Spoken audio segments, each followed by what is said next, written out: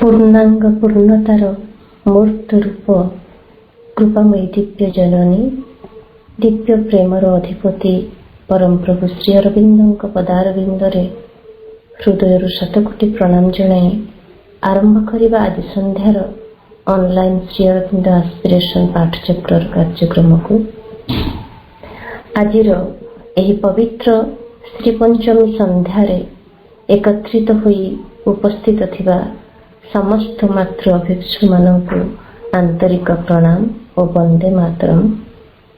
कार्यक्रम प्रारंभ मां चरण तले ध्यानपूर्वक मंत्रमयी सावित्री उच्चारण जहाँ उच्चारण करने आज आम गहन हैदराबाद साधना उपस्थित अच्छा।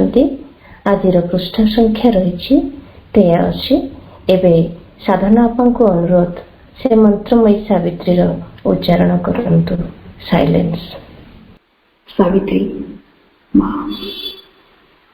There was no small death-hunted creature more,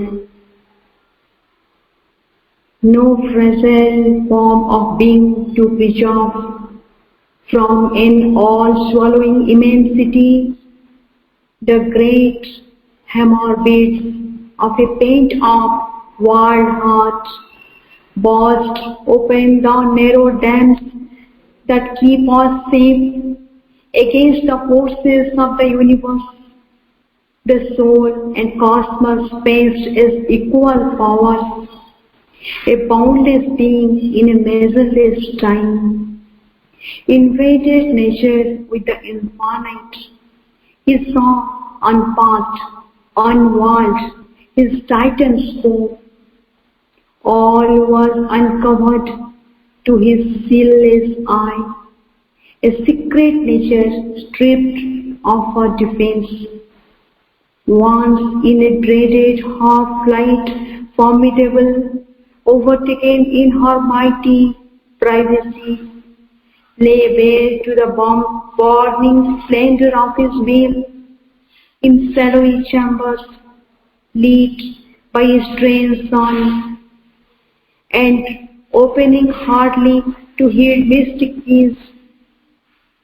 Her perilous arcanes and hooded powers confessed the advent of a mastering mind, and bore the compulsion of a time-bound gaze, incalculable in the wizard moods, immediate and invincible in the act. Her secret strength native to greater worlds, lifted above our needy limited scope, the occult privilege of demigods, and the sure power pattern of her cryptic signs, her diagrams of geometric force, her potencies of marble fraught design, courted employment by an earth-nosed might, a conscious nature's weak machinery, armed with a latent splendor of miracle, the prophet passion of a seeing mind, and the lightning bareness of a free soul force.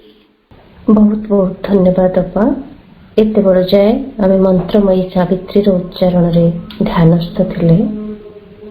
वर्तमान समय होइछि कार्यक्रम परवर्ती पर्याय मातृवंदना निवेदन पूर्वक विषय वस्तुर आलोचना।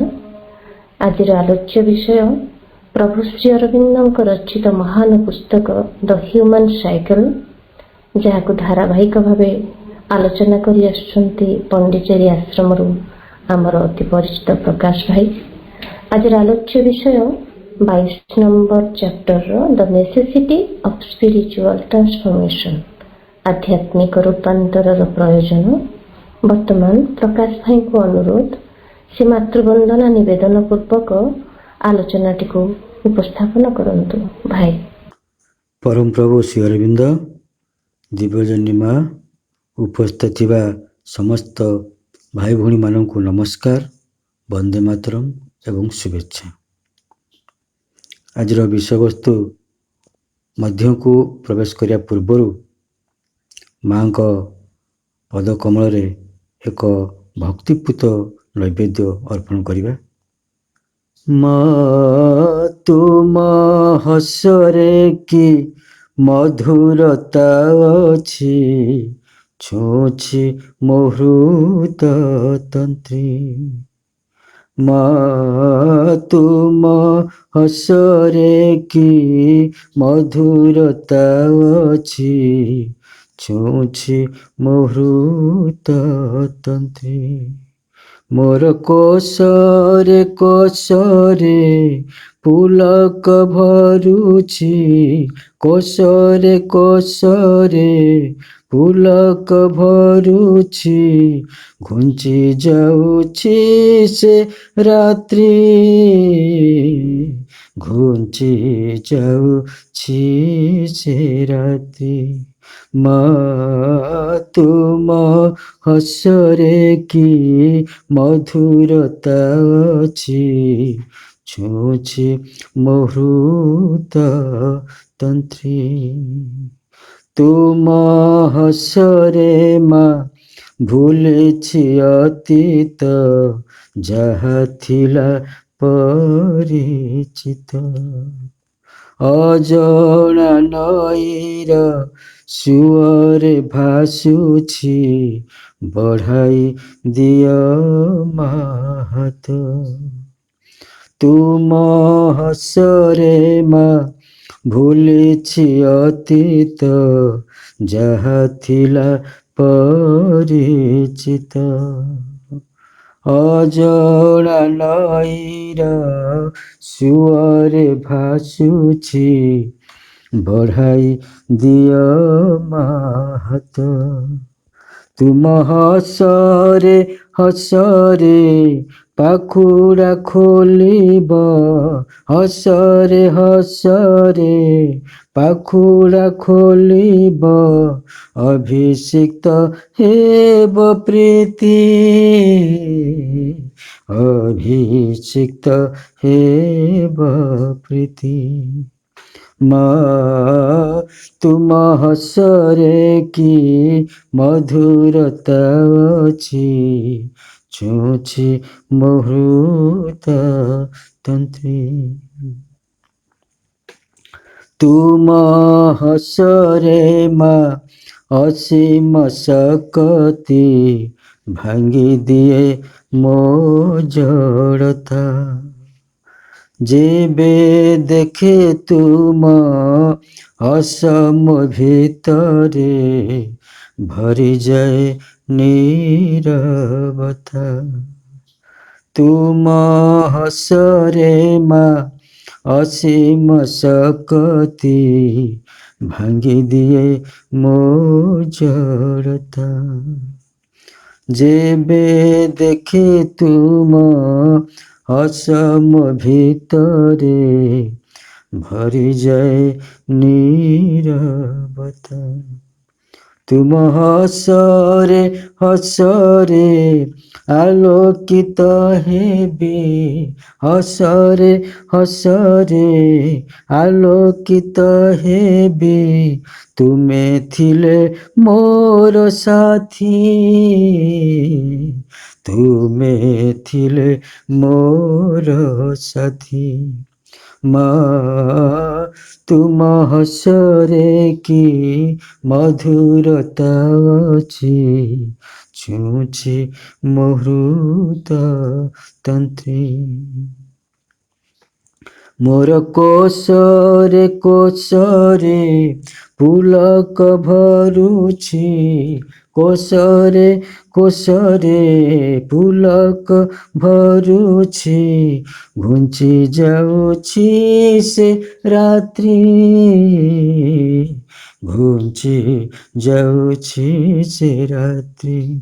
ମା ଘୁଞ୍ଚି ଯାଉଛି ସେ ରାତ୍ରି, ମା ଘୁଞ୍ଚି ଯାଉଛି ସେ ରାତ୍ରି, ମା ଘୁଞ୍ଚି ଯାଉଛି ସେ ରାତ୍ରି।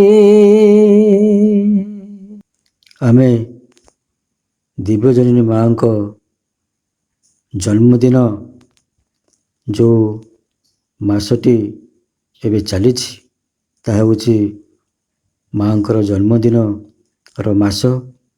ଆମେ ସେ ଜନ୍ମଦିନର ସପ୍ତାହକୁ ମଧ୍ୟ ପ୍ରବେଶ କରୁଛୁ। ତେବେ ମାଙ୍କର ସେ ଜନ୍ମଦିନ ସମ୍ପର୍କରେ ସମ୍ୟକ ଆଲୋଚନା ପୂର୍ବକ ଆମେ କଥାଟିକୁ ଆଗକୁ ନେଇଯିବା। ଶ୍ରୀ ଅରବିନ୍ଦ କହୁଛନ୍ତି ମାଙ୍କ ସମ୍ପର୍କରେ, she is the golden bridge, the wonderful fire, ସୁବର୍ଣ୍ଣ ସେତୁ ସେ ଯେ ବହ୍ନି ଅନୁପମ। ଏଇଠି ପ୍ରଭୁ ଶ୍ରୀ ଅରବିନ୍ଦ ମାଙ୍କୁ ଏଠି ଗୋଲ୍ଡେନ ବ୍ରିଜ ବୋଲି କହୁଛନ୍ତି।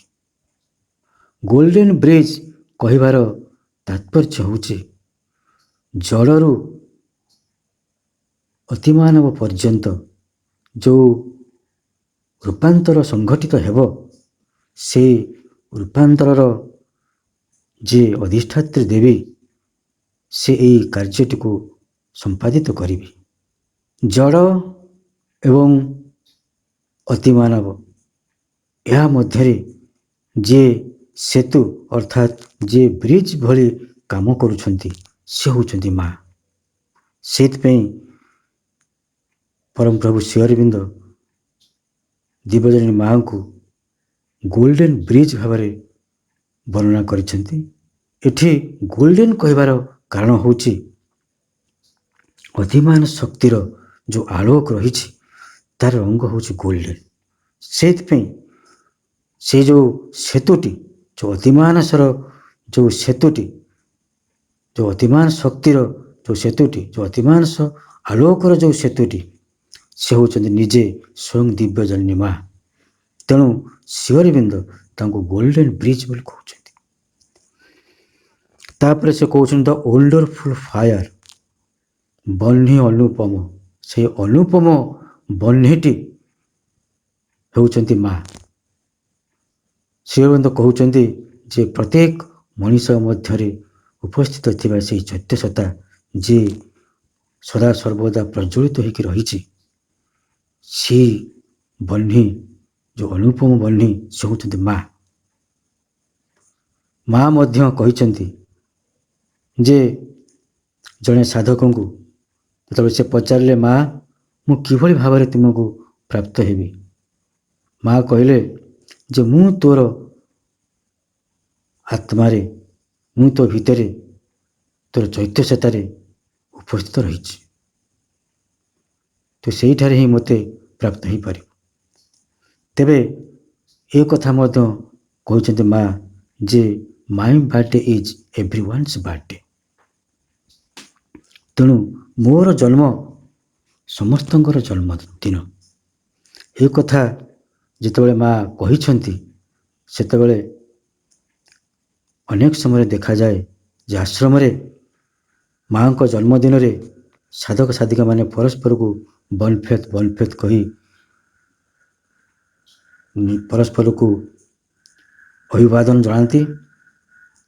ସେତେବେଳେ ମୁଁ ଭାବେ ଯେ ସେମାନେ ଏମିତି ଗୋଟିଏ ଖୁସିରେ ପରସ୍ପରକୁ ଅଭିବାଦନ ଜଣାଉଛନ୍ତି, କିନ୍ତୁ ପ୍ରକୃତ ତାତ୍ତ୍ୱିକ କଥାଟି ହେଉଛି ଯେ ଯେଉଁ ଗୂଢ଼ ତତ୍ତ୍ୱଟି ହେଉଛି ଯେ ମା ସମସ୍ତଙ୍କ ଚୈତ୍ୟସତ୍ତାରେ ଉପସ୍ଥିତ ରହିଛନ୍ତି। ତେଣୁ ମାଙ୍କର ଜନ୍ମଦିନ ଯଦି ହୁଏ ତାହେଲେ ସମସ୍ତଙ୍କର ଜନ୍ମଦିନ। ଏଇ କଥା ଅତି ଗୂଢ଼, ଅତି ତାତ୍ପର୍ଯ୍ୟର କଥା। ତେଣୁ ଆମେ ମାଙ୍କ ଜନ୍ମଦିନରେ ଯେତେ ପାରିବା ସେତେ ଅଧିକରୁ ଅଧିକ ନିଜକୁ ସଂଗୃହୀତ କରିବା, ନିଜକୁ ନୀରବତା ମଧ୍ୟକୁ ନିକ୍ଷେପ କରିବା, ନିଜକୁ ସମ୍ପୂର୍ଣ୍ଣ ରୂପେ ଶାନ୍ତ ରଖିବା। ମା କହିଛନ୍ତି ଯେ ମୋ ଜନ୍ମଦିନରେ ମୁଁ ମୋର ସମସ୍ତ ଶକ୍ତି ମୋର ସନ୍ତାନମାନଙ୍କ ଉପରକୁ ପ୍ରେରଣ କରେ। ଏବଂ ସେ ଶକ୍ତି ଗ୍ରହଣ କରିବା ପାଇଁକି ଯେଉଁ ନିରବତା ଆବଶ୍ୟକ, ଯେଉଁ ଶାନ୍ତ ଭାବ ଆବଶ୍ୟକ, ତାହା ନିଶ୍ଚିତ ଭାବରେ ଜରୁରୀ। ତେବେ ଏ ସମ୍ପର୍କରେ ଶ୍ରୀ ଅରବିନ୍ଦ ଆହୁରି ଅନେକ କଥା ବି କହୁଛନ୍ତି ମାଙ୍କ ସମ୍ପର୍କରେ। ସେ କହୁଛନ୍ତି C is the force the ଇନଏଭିଟେବଲ୍ ward. ଆଡୋରେସନ୍ of the divine ମଦର ଚାପ୍ଟରରେ ଶ୍ରୀଅରବିନ୍ଦ ବହୁତ କଥା କହୁଛନ୍ତି। ଦ ମ୍ୟାଗ୍ନେଟ୍ ଅଫ୍ ହର୍ ଡିଫିକଲ୍ଟ ଆସେଣ୍ଟ, ମାଙ୍କ ସମ୍ପର୍କରେ ଏକଥା ମଧ୍ୟ ସେ କହୁଛନ୍ତି। ତାପରେ ସେ କହୁଛନ୍ତି suffering was lost in Har ଇମୋର୍ଟାଲ smile. ଆହୁରି ଅନେକ କଥା ଶ୍ରୀ ଅରବିନ୍ଦ କହୁଛନ୍ତି। ତେବେ ଆମେ ଏଇ ମାଙ୍କର ଯେଉଁ ଜନ୍ମଦିନ ଆସୁଛି, ତେଣୁ ଆମେ ନିଜକୁ ନିଶ୍ଚିତ ଭାବରେ ସେଇ ଦିନଟି ପାଇଁ ପ୍ରସ୍ତୁତ ରଖିବା ଏବଂ ମାଙ୍କର ଶକ୍ତିକୁ ନିଜ ମଧ୍ୟକୁ ଆନୟନ କରିବା। ତେବେ ଆଜି ଏକ ପବିତ୍ର ଦିବସ, ସରସ୍ୱତୀ ପୂଜା। ତେବେ ସେ ମହାସରସ୍ୱତୀଙ୍କର ଏକ ବିଭାଗ ହେଉଛନ୍ତି ସରସ୍ୱତୀ। ଯେଉଁ ଚାରିଟି ମହାଶକ୍ତି ରହିଛନ୍ତି ଦିବ୍ୟଜନନୀ ମାଙ୍କର, ମହାକାଳୀ, ମାହେଶ୍ୱରୀ, ମହାଲକ୍ଷ୍ମୀ ଏବଂ ମହାସରସ୍ୱତୀ। ତେବେ ତାଙ୍କରି ସମ୍ପର୍କରେ ଶ୍ରୀ ଅରବିନ୍ଦ କହୁଛନ୍ତି the science and craft and technique of the things are Mahasaraswati's province। ସେ କହୁଛନ୍ତି ଯେ ବିଜ୍ଞାନ, ହସ୍ତଶିଳ୍ପ, କାରିଗରୀ, ପ୍ରୟୋଗାତ୍ମକ କୌଶଳ ଏସବୁ ହେଉଛି ସେ ମହାସରସ୍ୱତୀଙ୍କ ରାଜ୍ୟର ଏକ କଥାବସ୍ତୁ। ତାପରେ ସେ କହୁଛନ୍ତି always she holds in her nature and can give to those whom she has chosen the intimate and precise knowledge, the subtlety and patience, the accuracy of intuitive mind and conscious hand and discerning eye of the perfect worker। ସେ କହୁଛନ୍ତି ଯେ ମହାସରସ୍ୱତୀଙ୍କର ଯେଉଁ ଜଗତ ରହିଛି, ସେ ଜଗତରେ ବିଜ୍ଞାନ, ହସ୍ତଶିଳ୍ପ, କାରିଗରୀ, ପ୍ରୟୋଗାତ୍ମକ କୌଶଳ ସବୁ ରହିଛି ଏବଂ ସେଇ ମହାସରସ୍ୱତୀ ସବୁବେଳେ ସେଇ ସବୁ ନେଚରକୁ ନିଜ ମଧ୍ୟରେ ଧାରଣ କରି ରହିଥାନ୍ତି ଏବଂ ସେ ସେଇ ସବୁ ସେମାନଙ୍କୁ ଦିଅନ୍ତି। Can give to those whom she has chosen, ସେ ସେଇମାନଙ୍କୁ ଦିଅନ୍ତି ଯାହାଙ୍କୁ ସେ ବାଛିଥାନ୍ତି। The intimate and precise knowledge, ଯାହା ଭିତରେ ଏକ ଆନ୍ତରିକ ନିର୍ଭୁଲ ଜ୍ଞାନ ରହିଥାଏ ଏବଂ ଦ ସଟଲଟି ଆଣ୍ଡ ପେସେନ୍ସ, ଏକ ସୂକ୍ଷ୍ମାତି ସୂକ୍ଷ୍ମ ଜ୍ଞାନ ରହିଥାଏ, ଧୈର୍ଯ୍ୟ ରହିଥାଏ। ଦ ଆକ୍ୟୁରେସି, ସଠିକତା ରହିଥାଏ। ଆଣ୍ଡ ଇଣ୍ଟୁଟିଭ୍ ମାଇଣ୍ଡ, ଏକ ସମ୍ବୁଦ୍ଧି ମନ ରହିଥାଏ। ଆଣ୍ଡ କନସିୟସ୍ ହ୍ୟାଣ୍ଡ, ଏବଂ ଏକ ସଚେତନ ହାତ ରହିଥାଏ ଯିଏ ସବୁ କାର୍ଯ୍ୟକୁ ଟିକିନିଖି ଭାବରେ, ନିର୍ଭୁଲ ଭାବରେ, ନିଖୁଣ ଭାବରେ କରିପାରୁଥାଏ। ଦ ଡିସର୍ଣ୍ଣିଂ ଆଇ, ଦ ସୂକ୍ଷ୍ମଦର୍ଶୀ, ଯାହା ଭିତରେ ଗୋଟିଏ ସୂକ୍ଷ୍ମ ଦୃଷ୍ଟି ରହିଥାଏ, ଗୋଟାଏ ଭିଜନ ରହିଥାଏ ଏବଂ ଅଫ୍ ଦ ପରଫେକ୍ଟ ୱାର୍କର, ସେଇ ହେଉଛି ପ୍ରକୃତରେ ପରିପୂର୍ଣ୍ଣ ଜଣେ କର୍ମୀ, ତାଙ୍କୁ ହିଁ ସେ କୃପା କରନ୍ତି। ତେବେ ତାଙ୍କର ଯେଉଁ ଶକ୍ତି ରହିଛି, ସେ ଶକ୍ତି ମାଧ୍ୟମରେ ଅତିମାନସ ଜଗତକୁ ଯେତେବେଳେ ସାଧବ ଅଗ୍ରସର ହୁଏ, ସବୁ ଦେବୀମାନଙ୍କ ପାଖରୁ ପାସ୍ ହେଇସାରିଲା ପରେ ସେ ମହାସରସ୍ୱତୀଙ୍କ ପାଖକୁ ଆସେ ଏବଂ ତା ଭିତରେ ଯେଉଁ ଟିକିନିଖି ଯାହା ସବୁ ଭୁଲ ଫଟକା ଥାଏ ମା ସରସ୍ୱତୀ ସେସବୁକୁ ଖୁଣ୍ଟି ନାଣ୍ଟି ସବୁ ଦେଖନ୍ତି ଏବଂ ତାକୁ ପରିଷ୍କାର କରନ୍ତି, ତାକୁ ଆହୁରି ନିର୍ଭୁଲ କରିକି ଆଗକୁ ବଢ଼େଇଥାନ୍ତି, ଆଗକୁ ଅଗ୍ରଗତି କରିବା ପାଇଁ ତାକୁ ନେଇଯାଇଥାନ୍ତି। ତେବେ ଶ୍ରୀ ଅରବିନ୍ଦ ଆଉ ଗୋଟିଏ କଥା ସେ ମା ସରସ୍ୱତୀଙ୍କ ବିଷୟରେ ଦି ମଦର ବୁକ୍ରେ କହିଛନ୍ତି, Maha Saraswati is the mother's power of work and her spirit of perfection and order. The youngest of the four, she is the most skillful, is executive faculty and the nearest to physical nature. ମହା ସରସ୍ୱତୀ ହେଲେ ମାଙ୍କର କର୍ମଶକ୍ତି, ତାଙ୍କରି ପୂର୍ଣ୍ଣତା ଓ ଶୃଙ୍ଖଳାର ମୂର୍ତ୍ତି। ଶକ୍ତି ଚତୁଷ୍ଟୟଙ୍କ ମଧ୍ୟରେ ସେ କନିଷ୍ଠା, କାର୍ଯ୍ୟ ନିଷ୍ପାଦନର କ୍ଷମତାରେ ପରମ ନିପୁଣା, ସ୍ଥୂଳ ପ୍ରକୃତିର ନିକଟତମା। ତେବେ ମହା ସରସ୍ୱତୀ ଏହି ରୂପାନ୍ତରର ଯେଉଁ କନିଷ୍ଠା, ସର୍ବକନିଷ୍ଠା ଦେବୀ, ତେବେ ତାଙ୍କରି ଉଦ୍ଦେଶ୍ୟରେ ଏକ ଶ୍ଲୋକ ଆବାହନ କରି ଆମେ ପୁଣି ଆଗକୁ ବଢ଼ିବା। ଯା କୁନ୍ଦେନ୍ଦୁ ତୁଷାର ହାର ଧବଳା, ଯା ଶୁଭ୍ର ବସ୍ତ୍ରାବୃତା, ଯା ବୀଣା ବରଦଣ୍ଡ ମଣ୍ଡିତ କରା, ଯା ଶ୍ଵେତ ପଦ୍ମାସନା, ଯା ବ୍ରହ୍ମାଚ୍ୟୁତ ଶଙ୍କର ପ୍ରଭୃତିଭି ଦେବୈ ସଦା ବନ୍ଦିତା, सा मां पातु सरस्वती भगवती निशेषजाड्यापः।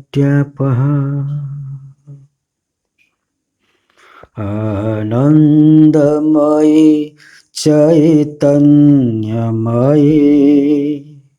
सत्यमयी परमे, आनन्दमयी चैतन्यमयी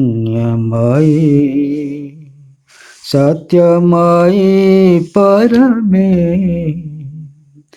आनन्दमयी चैतन्यमयी सत्यमयी परमे, आनन्दमयी चैतन्यमयी सत्यमयी परमे, आनन्दमयी चैतन्यमयी सत्यमयी परमे,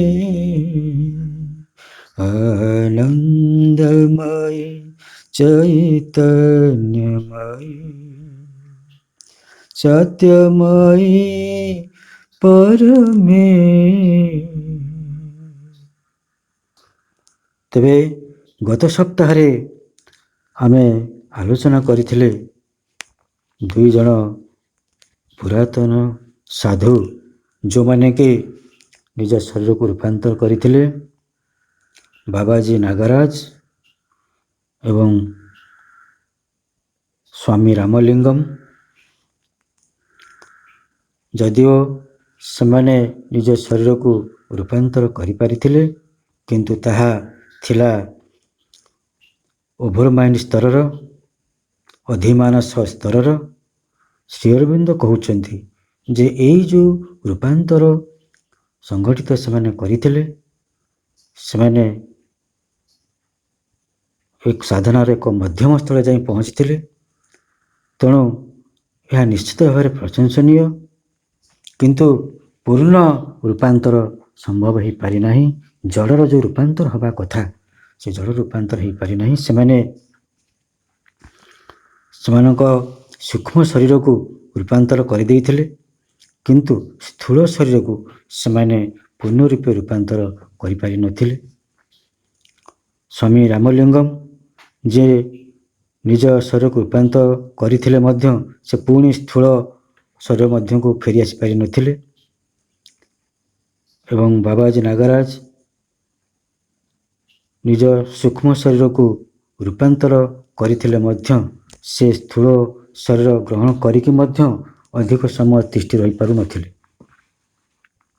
ତେବେ ମୁଖ୍ୟ କଥା ହେଉଛି ଯେ ଶରୀର ଯେତେବେଳେ ମୃତ୍ୟୁବରଣ କରେ ସେତେବେଳେ ଏହି ଶରୀରଟି ମାଟିରେ ମିଶିଯାଏ ଏବଂ ପ୍ରାଣ ତାର ପ୍ରାଣ ଜଗତକୁ ଚାଲିଯାଏ ଏବଂ ମନ ଜଗତକୁ ଚାଲିଯାଏ, ଚୈତନ୍ୟତା ଚୈତନ୍ୟ ଜଗତକୁ ଚାଲିଯାଏ।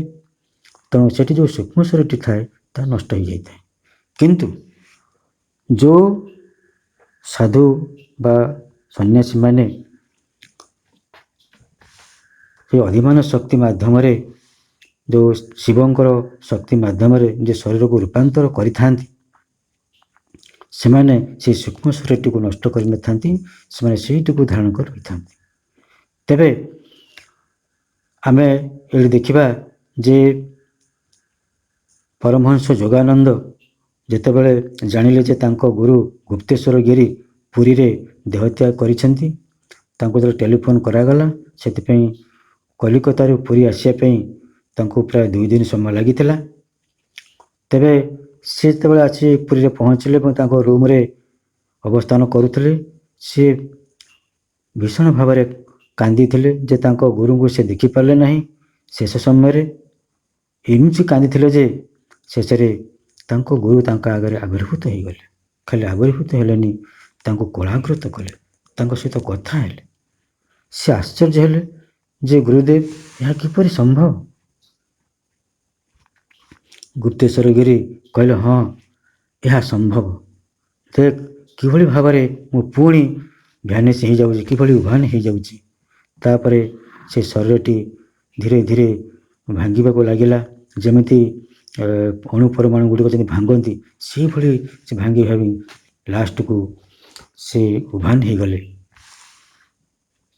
ତେବେ ଶ୍ରୀ ଅରବିନ୍ଦ ଏଇଠି କହୁଛନ୍ତି ଯେ ଏଇ ଯେଉଁ ରୂପାନ୍ତରଟି ସଂଘଟିତ ହେଇଥିଲା ତାହା ପ୍ରକୃତିରେ ପୂର୍ଣ୍ଣ ରୂପାନ୍ତର ନୁହେଁ। କାରଣ ପୂର୍ଣ୍ଣ ରୂପାନ୍ତର ଏଇଭଳି ଭାବରେ ଯେମିତି ମାଙ୍କଡ଼ମାନେ ଅଛନ୍ତି ଏବଂ ମଣିଷମାନେ ଚଳପ୍ରଚଳ ହେଉଛନ୍ତି, ସେଇଭଳି ଭାବରେ ମଣିଷମାନେ ରହିଥିବେ। ସେ ଅତିମାନବ ଯେଉଁ ଅତିମାନବ ଆସିବେ, ଅତିମାନବ ଲୋକମାନେ ଯେଉଁ ଆସିବେ, ସେମାନେ ବି ଆମ ସହିତ ଏମିତି ଚଳପ୍ରଚଳ ହେବେ। ଖାଲି ସେତିକି ନୁହେଁ, ସେମାନେ ମଣିଷ ସମାଜକୁ ସେ ରୂପାନ୍ତର ଦିଗରେ ଆଗେଇ ନେବା ପାଇଁ ସାହାଯ୍ୟ କରିବେ।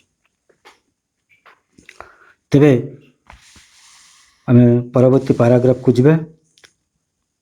ଏଇଠି ଶ୍ରୀ ଅରବିନ୍ଦ କହୁଛନ୍ତି ଯେ ଫ୍ରେଡରିକ୍ ନିତ୍ସେ ସେ ଅତିମାନ ଆଡ଼କୁ ଯିବା ପାଇଁ ମଣିଷକୁ ଆଲୋକଦୀପ୍ତ ପ୍ରାଣଗତ ଭାବରେ ବଳଶାଳୀ ହେବାକୁ ପରାମର୍ଶ ଦେଇଥିଲେ। ଶ୍ରୀ ଅରବିନ୍ଦ କହୁଛନ୍ତି ଯେ ଏଇଭଳି ଭାବରେ ସେ ପରାମର୍ଶ ଦେଇଥିଲେ ଯେ ଖୁବ୍ ଶକ୍ତିଶାଳୀ ହେବାକୁ ପଡ଼ିବ, ଖୁବ୍ ଏକ୍ଜିତ ହେବାକୁ ପଡ଼ିବ ପ୍ରାଣକୁ, ଯାହାଫଳରେ ସେ ଅତିମାନବ ହେଇଯିବ। ଫ୍ରେଡରିକ୍ ନିତ୍ସେ କହୁଥିଲେ ଯେ ତାଙ୍କର ନିହାଇଲିଜିମ୍ ଯେଉଁ ନୈରାଶ୍ୟବାଦ ଅନୁସାରେ କହୁଥିଲେ ଯେ ଯେତେବେଳେ ମଣିଷ ଏକବାର ଏକ ନୈରାଶ୍ୟବାଦ ମଧ୍ୟକୁ ଚାଲିଯିବ, ତା ମଧ୍ୟରେ ଆଉ କିଛି ବି ନଥିବ, ସେ କୌଣସି କଥାକୁ ବିଶ୍ୱାସ କରୁନଥିବ, କୌଣସି କଥାକୁ ମାନୁନଥିବ, ସେତିକିବେଳେ ଯେତେବେଳେ ତା ଆଗରେ ସେଇ ଆଗକୁ ଯିବାର କଥାଟି ଆସିବ, ସେ ନିଜକୁ ଜୋର ଜବରଦସ୍ତ ସେ ଆଗକୁ ନେଇଯିବ। ସେ କହୁଛନ୍ତି କିପରି ନା ଗୋଟେ ଲୋକ ଯାଉଥିବ, ତା ଆଗରେ ଗୋଟେ ସାପଟିଏ ଠିଆ ହେଇଥିବ, ସାପ ତାକୁ ବାଟ ଛାଡ଼ୁନଥିବ, ସେ ଆଗକୁ ଯିବ କିପରି? ତେଣୁ ସେ ତା ଭିତରେ ସମସ୍ତ ଶକ୍ତି ସଞ୍ଚୟ କରି ତା ଦାନ୍ତରେ ସେ ସାପଟିକୁ 2 ଖଣ୍ଡ କରିଦେବ। ତାପରେ ସେ ଆଗକୁ ଚାଲିଯିବ ଏବଂ ସେ ଗୋଟେ ଅତିମାନବରେ ପରିଣତ ହେଇଯିବ। ସେ କହୁଛନ୍ତି ଯେ ସେ ସାପ ହେଉଛି ଦୁଃଖ ଯନ୍ତ୍ରଣାର ପ୍ରତୀକ ଏବଂ ସେ ମଣିଷଟି ହେଉଛି ସେଇ ଦୁଃଖ ଯନ୍ତ୍ରଣା ଦ୍ୱାରା ପ୍ରପୀଡ଼ିତ ମଣିଷ। ଏବଂ ଯେତେବେଳେ ସେ ସେଇଥିରୁ ନିଜକୁ ମୁକ୍ତ କରିଦେଲା, ସେତେବେଳେ ସେ ହେଉଛି ଜଣେ ଅତିମାନବ। ଶ୍ରୀ ଅରବିନ୍ଦ କହୁଛନ୍ତି ସେ এই କଥାଟିକୁ ଆଦୌ ସ୍ୱୀକାର କରୁନାହାନ୍ତି। ସେ କହୁଛନ୍ତି କାରଣ ପ୍ରାଣଶକ୍ତି ବା ଭାଇଟାଲ ପାୱାର କେବେ ବି ମଣିଷକୁ ତାର ଯଥାର୍ଥ ଦିଗରେ ଅଗ୍ରଗତି କରି ନେଇପାରିବ ନାହିଁ।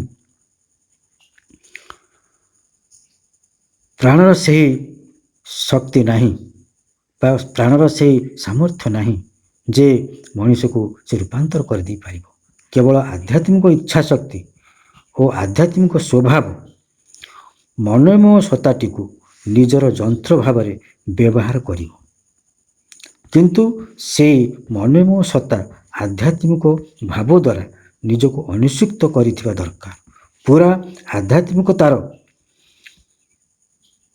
ଯେଉଁ ଶକ୍ତି ରହିଛି ତାହା ମଧ୍ୟରେ ସେ ବୁଡ଼ି ଯାଇଥିବା ଦରକାର, ଯିଏକି ଆଧ୍ୟାତ୍ମିକ ଆଦର୍ଶରେ ପ୍ରାଣ ଓ ଶରୀରକୁ ରୂପାନ୍ତର କରିଦେଇପାରିବ। ଅର୍ଥାତ୍ ମନ ହିଁ ପ୍ରାଣ ଓ ଶରୀରକୁ ପରିଚାଳିତ କରିବ। କିନ୍ତୁ ସେ କିପରି କରିବ ନା ଯେତେବେଳେ ଚୈତନ୍ୟ ସତ୍ତା ତା ଭିତରେ ଜାଗ୍ରତ ହେବେ, ସେ ତାଙ୍କରି ଶକ୍ତି ମାଧ୍ୟମରେ ପ୍ରାଣ ଏବଂ ଶକ୍ତିକୁ ପରିଚାଳିତ କରିବ। ସବୁବେଳେ ଆମକୁ ସେହି ଉଚ୍ଚତର ଭୂମିଟି ଆଡ଼କୁ ଆକାଂକ୍ଷିତ ହୋଇ ଉନ୍ମୁଖ ହୋଇ ରହିବାକୁ ପଡ଼ିବ। ତାହେଲେ ମଣିଷ ଏହି ରୂପାନ୍ତର, ଏହି ଆଧ୍ୟାତ୍ମିକ ରୂପାନ୍ତର ଦିଗରେ ସହଜରେ ଅଗ୍ରଗତି କରିପାରିବ। ତାପରେ ଶ୍ରୀବନ୍ଧୁ କହୁଛନ୍ତି ଯେ ଦାର୍ଶନିକ ନିଶ୍ଚେ କହିଥିଲେ, ଆମର ଉଚ୍ଚତମ ସମ୍ଭାବନା ଗୁଡ଼ିକ ଉଦ୍ଦେଶ୍ୟରେ ଧାବିତ ହୋଇ ରହିବାଟା ଆମକୁ ହୁଏତ ଆପଦପୂର୍ଣ୍ଣ ହୋଇ ଜୀବନ ବଞ୍ଚିବା ପରି ମନେ ହୋଇପାରେ, ମାତ୍ର ସେହି ଆପଦରୁ ହିଁ ଆମକୁ ବିଜୟ ଆମ ପାଖକୁ ଆସିବ, ନିରାପତ୍ତା ସେଇଥିରୁ ହିଁ ଆସିବ। ସେ କହୁଛନ୍ତି ଯେ ଯେତେବେଳେ ଆମକୁ ସେଇ ଉଚ୍ଚତର ଭୂମି ଆଡ଼କୁ ଅଗ୍ରଗତି କରିବାକୁ ପଡ଼ିବ, ତାହେଲେ ଆମକୁ ଗଲାବେଳେ ନିଶ୍ଚିତ ଭାବରେ ବିପଦ ପଡ଼ିବ, ନିଶ୍ଚିତ ଭାବରେ ଆପଦ ପଡ଼ିବ। କିନ୍ତୁ ଆମକୁ ଶକ୍ତି ସଞ୍ଚୟ କରି ସେହି ବିପଦ ବା ସେହି ଆପଦ ମଧ୍ୟକୁ ଲମ୍ଫ ପ୍ରଦାନ କରିବାକୁ ପଡ଼ିବ। ତାହେଲେ ସେ କହୁଛନ୍ତି ଯେ ସେହି ଆପଦ ଭିତରୁ ନିଶ୍ଚିତ ଭାବରେ ବିଜୟ ଆସିବ ଏବଂ ସେହି ନିରାପତ୍ତା ସେଇଠାରୁ ହିଁ ମିଳିବ। ଯେମିତି ଆପଣମାନେ ଦେଖିବେ କୌଣସି ଲୋକ କିଛି ଗୋଟେ ଅସୁବିଧାରେ ପଡ଼ିଛି, ସେ ଅସୁବିଧାରୁ କେମିତି ଉଦ୍ଧାର ପାଇବ ସେ କଥା ଭାବି ଭୟଭୀତ ହେଇ ପଡ଼ୁଛି। କିନ୍ତୁ ଯେତେବେଳେ ସେ ତା ଭିତରକୁ ପ୍ରବେଶ କରୁଛି, ସେତେବେଳେ ଆପେ ଆପେ ତା ପାଖକୁ ସାହାଯ୍ୟ ଚାଲି ଆସୁଛି। ସେ ଯେତେବେଳେ କାର୍ଯ୍ୟଟିକୁ ଶେଷ କରୁଛି, ସେ ଖୁସି କହୁଛି, ଆରେ ମୁଁ ଯେଉଁ ଲୋକ ପାଖକୁ ଗଲି ସେ ଲୋକ ବି ମୋତେ ସାହାଯ୍ୟ କଲା, ଏ ଲୋକ ପାଖକୁ ଗଲି ସେ ବି କଲା ସାହାଯ୍ୟ, ସେ ଲୋକ ପାଖକୁ ଗଲି ସେ ବି ମୋତେ ସାହାଯ୍ୟ କଲା। ତେଣୁ ଏଠି ନିଶ୍ଚୟ କହୁଛନ୍ତି ଯେ ଯେତେ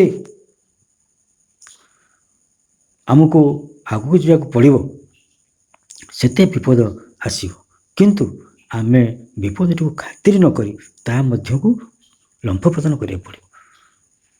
ସେ ଲମ୍ଫ ପ୍ରଦାନ କରିବା ଫଳରେ କ'ଣ ହେବ ନା ଆମକୁ ସମାଧାନ କରିବାର ବାଟ ବି ମିଳିଯିବ ଏବଂ ସେଇଠୁ ଆମକୁ ନିରାପତ୍ତା ମଧ୍ୟ ମିଳିଯିବ। ତେବେ ଶ୍ରୀ ଅରବିନ୍ଦ ନିଶ୍ଚୟଙ୍କର ଏ କଥାଟିକୁ ସ୍ୱୀକାର କଲେ ମଧ୍ୟ ତାଙ୍କର ପ୍ରାଣ ଦ୍ୱାରା ଯେଉଁ ରୂପାନ୍ତର ହେବା ବା ପ୍ରାଣ ଦ୍ୱାରା ମଣିଷ ଅତିମାନବ ହେଇଯିବା କଥାଟିକୁ ସେ ଆଦୌ ସ୍ୱୀକାର କରିପାରୁନାହାନ୍ତି, କାରଣ ପ୍ରାଣର ସେ ସାମର୍ଥ୍ୟ ନାହିଁ। ନିଜକୁ ରୂପାନ୍ତର ନକରି ନିମ୍ନତର ଶକ୍ତି ଓ ସମ୍ଭାବନାକୁ ଧରି ପଡ଼ି ରହିବା ଦ୍ୱାରା ଦୁଃଖ ଭୋଗିବାକୁ ହିଁ ପଡ଼େ। ଆଜିର ଆଧୁନିକ ଜୀବନ ଖୁବ୍ ବୁଦ୍ଧିସଙ୍ଗତ, ଆରାମଦାୟକ, ସହଜ ବୋଲି ଜଣାପଡ଼ୁଥିଲେ ମଧ୍ୟ ଏହାର ଶେଷ ଯେ କେବଳ ମନ୍ଦ ଏକଥା ଯେମିତି ମଣିଷ ଭୁଲି ନଯାଏ। ଜୀବନର ଚକ୍ରବ୍ୟୂହ ଭିତରେ ଘୂରି ବୁଲିବା କେବେ ବି ଯଥାର୍ଥ ଲକ୍ଷ୍ୟ ନୁହେଁ। ଆମର ଲକ୍ଷ୍ୟ କେବଳ ଏହି ଚକ୍ରବ୍ୟୂହ ଭିତରୁ ବାହାରି ଶିଖର ଦେଶକୁ ଯାତ୍ରା କରିବା। କାହିଁକି ଏ ପୃଥିବୀରେ ମଣିଷ ଜନ୍ମଗ୍ରହଣ କଲା, ଏହାର ଉଦ୍ଦେଶ୍ୟ କ'ଣ, ଏ କଥାଟିକୁ ଆବିଷ୍କାର କରିବା, ନିଜକୁ ବୁଝିବା, ନିଜର ସତ୍ୟର ସତ୍ତାକୁ ଆବିଷ୍କାର କରିବା। ଶ୍ରୀଅରବିନ୍ଦ କହୁଛନ୍ତି ଯେ ମଣିଷ ଯେଉଁ ଚକ୍ରବ୍ୟୂହ ଭିତରେ ପଡ଼ିଛି, ଜନ୍ମ ମୃତ୍ୟୁର ଯେଉଁ ଚକ୍ରବ୍ୟୂହ ଭିତରେ ପଡ଼ିଛି, ସେ ଯେଉଁ ଜୀବନଟି ବଞ୍ଚୁଛି କେବଳ ଜନ୍ମ ହେଉଛି, ବଢ଼ୁଛି, ବଂଶ ବିସ୍ତାର କରୁଛି ଏବଂ ତାର ଯେଉଁ ପିଲାମାନଙ୍କୁ ବଡ଼ କରୁଛି ଏବଂ ନିଜେ ବୁଢ଼ା ହେଇ ମରିଯାଉଛି। ଏଇଭଳି ଯେଉଁ ଜୀବନଟି ଯାପନ କରୁଛି, ଏକ ଚକ୍ରବ୍ୟୂହ ଜନ୍ମ ମୃତ୍ୟୁର ଯେଉଁ ଚକ୍ରବ୍ୟୂହ ଭିତରେ ସେ ପଡ଼ିଯାଇଛି, ସେଇଭଳି ଜୀବନଟିକୁ ଶ୍ରୀଅରବିନ୍ଦ କହୁଛନ୍ତି ଏକ ପଶୁତୁଲ୍ୟ ଜୀବନ। ସେଭଳି ଜୀବନର କୌଣସି ମୂଲ୍ୟ ନାହିଁ ବୋଲି ଶ୍ରୀଅରବିନ୍ଦ ଏଠି ପ୍ରତିପାଦନ କରୁଛନ୍ତି ଏବଂ କହୁଛନ୍ତି ଯେ ପ୍ରକୃତରେ ଏଇ ଯେଉଁ ସାଂସାରିକ ଜୀବନଟି ମଣିଷ ବଞ୍ଚୁଛି କେବଳ ଟଙ୍କା ରୋଜଗାର କରୁଛି, ନିଜର ସୁଖ ସୁବିଧାକୁ ମେଣ୍ଟଉଛି, ତାପରେ ବୁଢ଼ା ହେଇଯାଉଛି, ତାପରେ ମରୁଛି। ଇଏ ଗୋଟିଏ ଅର୍ଡ଼ିନାରୀ, ଗୋଟିଏ ପଶୁତୁଲ୍ୟ ଜୀବନ। ଏଭଳି ଜୀବନ ଅପେକ୍ଷା ଆମକୁ ସେ ଉଚ୍ଚତର ଭୂମି ଆଡ଼କୁ, ଯେଉଁ ଶିଖର ଦେଶକୁ ଅଗ୍ରଗତି କରିବା ହେଉଛି ସବୁଠାରୁ ଶ୍ରେୟସ୍କର। ତାପରେ ଶ୍ରୀମନ୍ତ କହୁଛନ୍ତି ଯେ ମଣିଷ ଜାତିକୁ ତାର ପୁରାତନ ଆଧ୍ୟାତ୍ମିକ ଜୀବନ ମଧ୍ୟକୁ ଫେରିଯିବାକୁ ହେବ। ବେଦ ଉପନିଷଦ ଯୁଗରେ ଯେମିତି କେବଳ ଆତ୍ମାର ଅନୁସନ୍ଧାନ ଥିଲା, ଜୀବନର ମୁଖ୍ୟ ଲକ୍ଷ୍ୟ ସେହି କଥାଟି ମଧ୍ୟକୁ ଆମକୁ ଫେରିଯିବାକୁ ହେବ। ଏହି ପଥଟିର ଅନୁଧାବନ କରିବାରେ ହିଁ ବ୍ୟକ୍ତିଗତ ତଥା ସମଷ୍ଟିଗତ ବା ସମାଜର ମୁକ୍ତି ନିହିତ ହୋଇ ରହିଛି। ଏହାକୁ ଆମେ ଭଗବତ ସାମ୍ରାଜ୍ୟର ସେ ମହାନ ଆଦର୍ଶ ବୋଲି କହିବା। ମନ ପ୍ରାଣ ଦେହ ଉପରେ ସେହି ପରମ ପ୍ରଭୁଙ୍କର ରାଜତ୍ୱକୁ ପ୍ରତିଷ୍ଠା କରିବାର ଗୁପ୍ତ ସତ୍ୟ ବୋଲି କହିବା। ଶ୍ରୀମନ୍ତ କହୁଛନ୍ତି ଯେ ବେଦ ଯୁଗରେ, ଉପନିଷଦ ଯୁଗରେ ଯେଉଁ ସାଧୁସନ୍ଥମାନେ ସବୁ ରହିଥିଲେ, ସେ ଯୁଗରେ ସେମାନଙ୍କର ମୁଖ୍ୟ ଲକ୍ଷ୍ୟ ଥିଲା ଯେ ଆତ୍ମାକୁ ଆବିଷ୍କାର କରିବା, କିଭଳି ଭାବରେ ଆତ୍ମାକୁ ନେଇ ଜୀବନଯାପନ କରିବା। ଜୀବନଯାପନ କରିବାର କଳା ସେମାନଙ୍କୁ ଜଣାଥିଲା। ସେଭଳି ଜୀବନଯାପନ କଲେ ବ୍ୟକ୍ତିଗତ ହେଉ ବା ସମଷ୍ଟିଗତ ହେଉ ବା ସମାଜ ହେଉ, ଏହାର ନିଶ୍ଚିତ ଭାବରେ ଅଗ୍ରଗତି ଘଟିବ। ତେବେ ଶ୍ରୀ ଅରବିନ୍ଦ କହୁଛନ୍ତି ଯଦି ଆମର ଏଇ ସମାଜ, ଏବେକାର ସମାଜ ଯଦି ସେଇ ବେଦ ଯୁଗର ଲକ୍ଷ୍ୟଟିକୁ ଅନୁସରଣ କରେ, ନିଶ୍ଚିତ ଭାବରେ ସେଇ ପରମ ପ୍ରଭୁଙ୍କର ରାଜତ୍ୱ ଏଇଠାରେ ହିଁ ପ୍ରତିଷ୍ଠା ହେବ। କିନ୍ତୁ ଆଜିକାଲି ଯେଉଁ ଜୀବନଯାପନ କରୁଛି, ସେ ଜୀବନ ହେଉଛି ଏକ ପଶୁତୁଲ୍ୟ ଜୀବନ। ସେତେବେଳେ ଥିଲା ଆତ୍ମାକୁ ଖୋଜିବାର ଗୋଟିଏ ପ୍ରୟାସ, ଏବେ କେବଳ ଟଙ୍କାକୁ ଖୋଜିବାର ଗୋଟିଏ ପ୍ରୟାସ। ଏବେ ମଣିଷର ମୁଖ୍ୟ ଲକ୍ଷ୍ୟ ହେଉଛି ଟଙ୍କା। କେମିତି ସେ ଅର୍ଥ ଉପାର୍ଜନ କରିବ, କେମିତି ସେ ନିଜକୁ ପ୍ରତିଷ୍ଠିତ କରିବ ସମାଜରେ। କିନ୍ତୁ ସେ ବେଦ ଯୁଗରେ ବା ଉପନିଷଦ ଯୁଗରେ ସେତେବେଳେ ସେମାନଙ୍କ ମୁଖ୍ୟ ଲକ୍ଷ୍ୟ ଥିଲା କେମିତି ମୁଁ ମୋର ଆତ୍ମାକୁ ଆବିଷ୍କାର କରିବି। ତାପରେ ଶ୍ରୀମନ୍ତ କହୁଛନ୍ତି ଯେ ପୃଥିବୀର ଅନେକ ସଭ୍ୟତା ସୃଷ୍ଟି ହୋଇଥିଲେ। ମୁଖ୍ୟତଃ 5ଟି ସଭ୍ୟତା ଆମେ ଦେଖିବାକୁ ପାଉ। ଗୋଟିଏ ହେଉଛି ଇଜିପ୍ଟିଆନ ସିଭିଲାଇଜେସନ୍, ଗୋଟିଏ ମେସୋପୋଟାମିଆ ସିଭିଲାଇଜେସନ୍, ଗୋଟିଏ ଚାଇନିଜ ସିଭିଲାଇଜେସନ୍, ଆଉ ଗୋଟେ ହେଉଛି ଇଣ୍ଡସ୍ ଭ୍ୟାଲି ସିଭିଲାଇଜେସନ୍, ଏବଂ ଆଉ ଗୋଟେ ହେଉଛି ମାୟା ସିଭିଲାଇଜେସନ୍। ମାୟା ସିଭିଲାଇଜେସନ୍ ଯେଉଁଟା, ସେଟା ହେଉଛି ଦକ୍ଷିଣ ଆମେରିକାରେ, ତାକୁ ମେସୋ ଆମେରିକାନ ସିଭିଲାଇଜେସନ୍ କୁହାଯାଏ। ସେ ମାୟା ସଭ୍ୟତାର ମୁଖ୍ୟ ସ୍ଥାନ ଥିଲା ମେକ୍ସିକୋ। ତେବେ ମେକ୍ସିକୋରେ ସେ ତାର ଅନେକ ସେ ମାୟା ସଭ୍ୟତାର ଧ୍ୱଂସାବଶେଷ ମିଳୁଛି। ତେବେ ଶ୍ରୀମନ୍ତ ଏଠୁ କହୁଛନ୍ତି ଯେ ଇଣ୍ଡସ୍ ଭ୍ୟାଲି ସିଭିଲାଇଜେସନ୍ ବା ସିନ୍ଧୁ ସଭ୍ୟତା କାହିଁକି ତିଷ୍ଠି ରହିଥିଲା ପୃଥିବୀରେ ଏତେ ବର୍ଷ ଧରିକି, ବା କାହିଁ ତିଷ୍ଠି ରହିଛି। ଶ୍ରୀମନ୍ତ କହୁଛନ୍ତି ଏସିଆ ମହାଦେଶର ଏହି ସିନ୍ଧୁ ସଭ୍ୟତା ବା ଇଣ୍ଡସ୍ ଭ୍ୟାଲି ସିଭିଲାଇଜେସନ୍ ତାର ଆଧ୍ୟାତ୍ମିକତା ଯୋଗୁଁ ହିଁ ଏପର୍ଯ୍ୟନ୍ତ ତିଷ୍ଠି ରହିଛି। ଜଣାପଡ଼ୁଛି ସତେ ଯେମିତି ଏହି ସଭ୍ୟତାର ଲୋକମାନେ ଶୋଇପଡ଼ିଛନ୍ତି, ବିଲୁପ୍ତ ହୋଇନାହାନ୍ତି ସତ, କିନ୍ତୁ ଜୀବନ କ୍ଷେତ୍ରରେ ବିଫଳ ହୋଇଛନ୍ତି। କାରଣ ଏମାନେ ଜାଗ୍ରତ ହୋଇନାହାନ୍ତି, ଏମାନେ ସେଇ ଜୀବନଟିକୁ ଠିକ୍ ଭାବରେ ବଞ୍ଚି ନାହାନ୍ତି, ସେ ଆଧ୍ୟାତ୍ମିକ ଜୀବନକୁ। କିନ୍ତୁ ଅନ୍ୟ ପକ୍ଷରେ ପାଶ୍ଚାତ୍ୟ ବା ୟୁରୋପୀୟ ଜାତି ଜଡ଼ଗତ ବୁଦ୍ଧିଗତ ଜୀବନକୁ ନେଇ ସଫଳତା ହାସଲ କରିଛି। କିନ୍ତୁ ଏହି ସଫଳତା ତାର କ୍ଷଣସ୍ଥାୟୀ। ଅର୍ଥାତ୍ ୟୁରୋପ ଜାତି ମ୍ୟାଟେରିଆଲି ଡେଭଲପ୍ କରିଛି, ସ୍ପିରିଚୁଆଲି ସେମାନେ ବିଫଳ ହୋଇଛନ୍ତି। ଏସିଆ ଜାତି ମ୍ୟାଟେରିଆଲି ଫେଲୁଅର ହୋଇଛି, କିନ୍ତୁ ସ୍ପିରିଚୁଆଲି ଡେଭଲପ୍ ହୋଇଛନ୍ତି। ଯଦିଓ ଏସିଆ ଜାତି ଏବେ ଏହି କ୍ଷେତ୍ରରେ ଟିକିଏ ଧିମେଇ ଯାଇଛି। ଶ୍ରୀମନ୍ତ କହୁଛନ୍ତି ଯେ ଏସିଆ ଏସିଆ କାହିଁ କହୁଛନ୍ତି ନା ଯେଉଁ ଅଖଣ୍ଡ ଭାରତ ରହିଥିଲା ତା ଖଣ୍ଡ ଖଣ୍ଡ ହେଇଯାଇଛି। ପାକିସ୍ତାନ, ଆଫଗାନିସ୍ତାନ, ନେପାଳ, ଭୁଟାନ, ତିବ୍ବତ ଏସବୁ ଖଣ୍ଡ ଖଣ୍ଡ ହେଇଯାଇଛି। ତେଣୁ ଶ୍ରୀଅରବିନ୍ଦ ଏଠି ସମସ୍ତଙ୍କୁ ନେଇ ଏସିଆ ବୋଲି କହୁଛନ୍ତି। ତେବେ ଶ୍ରୀଅରବିନ୍ଦ ତାପରେ କହୁଛନ୍ତି ଯେ ଅନେକ କହନ୍ତି ଏସିଆ ଜାତି ଆଧ୍ୟାତ୍ମିକତାକୁ ଗ୍ରହଣ କଲା ବୋଲି ଜଳ କ୍ଷେତ୍ରରେ ବିଫଳ ହେଲା, ଅର୍ଥାତ୍ ଆର୍ଥିକ ଦିଗରେ, ବିଜ୍ଞାନ ଓ ବ୍ୟବସାୟ ବାଣିଜ୍ୟ ଦିଗରେ ପଛେଇଗଲା, ଦରିଦ୍ର ହେଇଗଲା। ଏ କଥାଟି ନିଶ୍ଚିତ ଭାବରେ ସତ୍ୟ ବୋଲି କୁହାଯାଇପାରେ। କାରଣ ଭାରତରେ ଧାର୍ମିକ ପରମ୍ପରାରେ ଅର୍ଥକୁ ବା ଧନକୁ ସବୁବେଳେ ଦୂରେଇକି ରଖାଯାଉଥିଲା। ସେମାନେ ଭାବୁଥିଲେ ଯେ ଅର୍ଥ ବା ଧନ ଯେତେବେଳେ ପାଖକୁ ଆସିବ ମଣିଷ ଭିତରେ ସବୁ ଅହଙ୍କାର ବଢ଼ିଯିବ, ଗର୍ବ ବଢ଼ିଯିବ, ତା ଭିତରେ ଯେତେ ପ୍ରକାର କୁପ୍ରବୃତ୍ତି ସବୁ ତା ଭିତରେ ବଢ଼ିଯିବ। ତେଣୁ ସେମାନେ ଜାଣି ଶୁଣିକି ଏଇ ଧନଠାରୁ ଦୂରେଇ ରହୁଥିଲେ।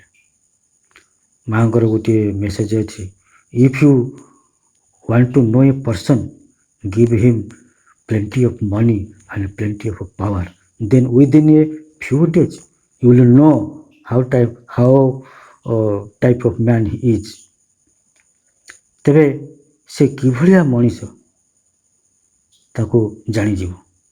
ତେଣୁ ଆଧ୍ୟାତ୍ମିକ ଜଗତର ମୁନି ଋଷିମାନେ ବା ସେମାନେ ଲୋକମାନଙ୍କୁ କହୁଥିଲେ ଯେ ଧନ ସମ୍ପତ୍ତି ଠାରୁ ଦୂରେଇ ରୁହ। ତେଣୁ ଲୋକମାନେ ବା ଧାର୍ମିକ ଲୋକମାନେ ଧନ ସମ୍ପତ୍ତି ଠାରୁ ଦୂରେଇ ରହୁଥିଲେ। ସେଇଥିପାଇଁ ଏସିଆ ଦୁର୍ବଳ ହେଇଗଲା ବା ଏସିଆ ପଛକୁ ହଟିଗଲା ବୋଲି କହୁଛନ୍ତି। ଶ୍ରୀଅରବିନ୍ଦ କହୁଛନ୍ତି ଯେଉଁମାନେ ଏଭଳି କଥା କହିଥାନ୍ତି ସେମାନଙ୍କର ଧାରଣା ଆଧ୍ୟାତ୍ମିକତା ହେଉଛି ଏକ ଦୁର୍ବଳତାର ପ୍ରତୀକ। ପ୍ରକୃତ କଥା ହେଲା ଏସିଆ ଜାତି ଆଧ୍ୟାତ୍ମିକତାକୁ ଯଥେଷ୍ଟ ଭାବରେ ଅନୁସରଣ କରିନାହିଁ।